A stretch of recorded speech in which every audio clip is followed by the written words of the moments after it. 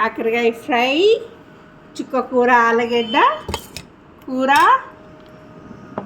పెరుగు, మా వారి కోసం చల్లటి మంచినీళ్ళు, వేడి వేడి అన్నం.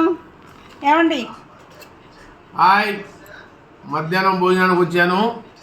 ఇంటిలో ఇవాళ వెరైటీగా చేశారు చిట్టి కాకరకాయ ఫ్రై, వేడివేడి అన్నం, సుక్కకూర, ఆలుగడ్డ చాలా రుచిగా ఉంటుంది, పెరుగు, చల్లటి మంచినీళ్ళు. భోంచేద్దాం, ఎలా ఉందో చెప్తా నీకు మళ్ళాను. ఎప్పుడు కూడా ఆకుకూరలు, ఆలుగడ్డ వేసుకొని తింటే రుచి బాగుంటుంది. చిట్టి కాకరకాయ